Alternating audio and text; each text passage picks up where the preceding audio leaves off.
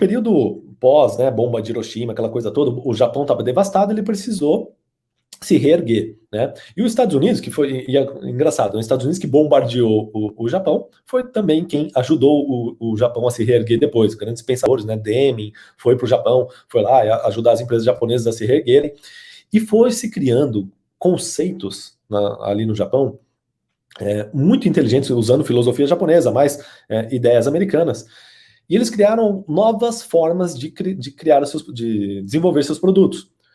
Como? Eles perceberam que planejamentos longos não funcionam, porque o mundo é dinâmico, as coisas mudam, nós estamos numa era do conhecimento, não é mais aquilo, o mundo não é estático, o que eu planejar hoje, daqui 6 meses pode não fazer mais sentido nenhum, então a gente tem que fazer planejamentos curtos, entregas rápidas, feedback, aprender com a entrega, planeja de novo, entrega e assim por diante. Os japoneses começaram a fazer isso, né? As empresas japonesas começaram a desenvolver seus produtos dessa forma. Inclusive, o Scrum, né, eu até separei aqui o artigo original que deu a inspiração para os criadores do Scrum, é um artigo de 2 japoneses, chamado Takeuchi Nonaka, são 2 professores de Harvard, que na década de 80, vou até compartilhar aqui para vocês verem, aqui ó, na tela, esse artigo ele está público ainda no site de Harvard, tá? Então se você entrar no site de Harvard, você consegue consultar esse artigo original. É o artigo que deu origem, inclusive, ao nome Scrum, né? Que hoje é o principal método ágil que existe. Esse artigo se chama, né? The New Product Development Game. O que isso significa em português, né? O novo jeito ou novo jogo de desenvolver produtos. Por que novo, né? Porque imagina, né? Em 86 já se falava que eles já imaginavam que estavam fazendo do novo jeito. Né? Não, a gente tem um novo jeito de desenvolver produtos. E aí vieram esses japoneses e falaram, não, tem um novo jeito de desenvolver produtos. E baseado em quê? Eu não vou ler o artigo aqui, né, obviamente, para não ficar extenso, mas eu vou pontuar os pontos só para você entender da onde surgiram essa diferença, o pezinho que começou a tal da gestão ágil, tá? Eles começaram a ver como que as empresas japonesas, que nessa época aqui, esse artigo é de 86, ó, década de 80, o Japão estava estourando no mundo, né? O Japão estava, cara, era o país do futuro. O Japão, muitas novidades, muitas inovações, muita coisa surgindo no Japão, né? O Japão saiu ali de um país devastado da Segunda Guerra Mundial, para uma potência mundial, né, para um top 5, top 6 maiores economias do mundo. Década de 80, o Japão estava lá, assim, ameaçando, dominando o mercado vários mercados, né, mercados eletrônicos. E aí, eles começaram a analisar, cara, o que a gente fez? Né?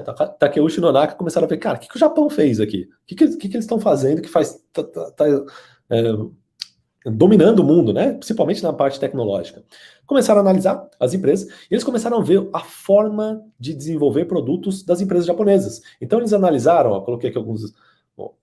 tem umas partes aqui que eles até mostram. O desenvolvimento de uma máquina aqui da Fuji Xerox, né? Desenvolvimento de uma copiadora da Canon, desenvolvimento de um carro aqui da Honda, né? O Honda City, que existe até hoje, o Honda City, foi desenvolvido em 81 lá no Japão, né? Usando um método ágil, uma forma ágil de desenvolvimento.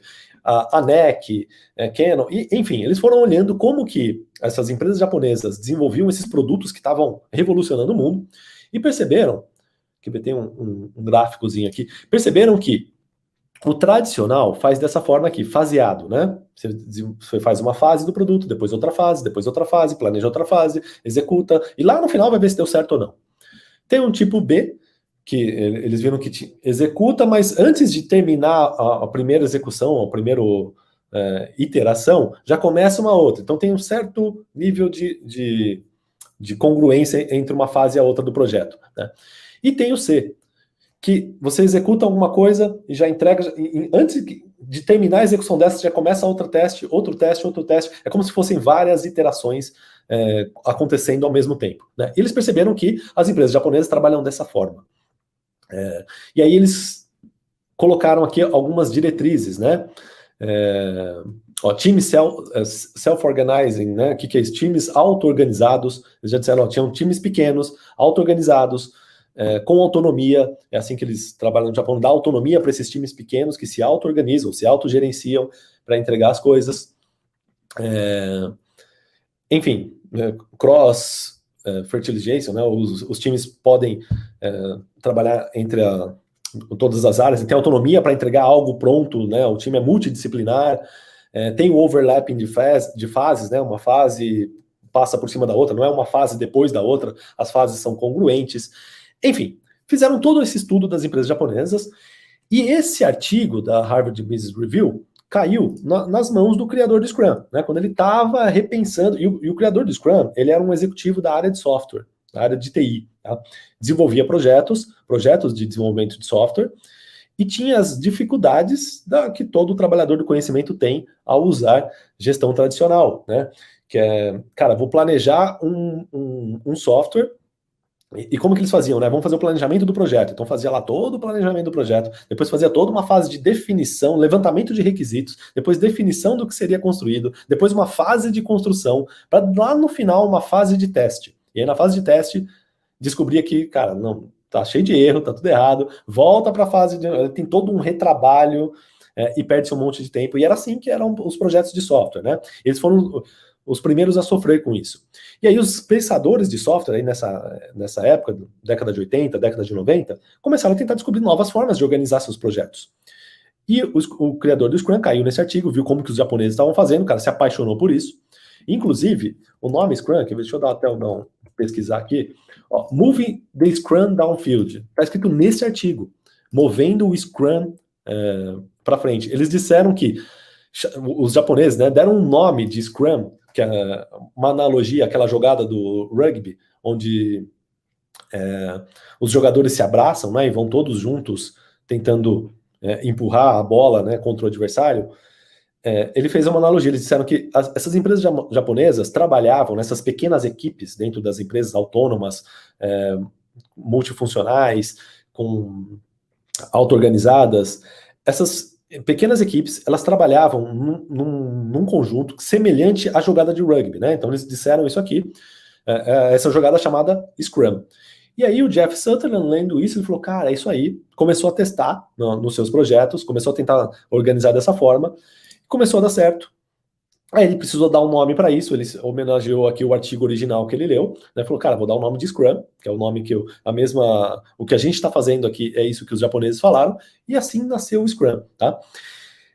E todos os outros métodos ágeis, eles têm um pezinho nessa filosofia japonesa, nesse pensamento japonês, tá? Então se você pegar, por exemplo, o Kanban, o Kanban também nasceu na Toyota, década de 60, período pós-guerra, que é a forma que a Toyota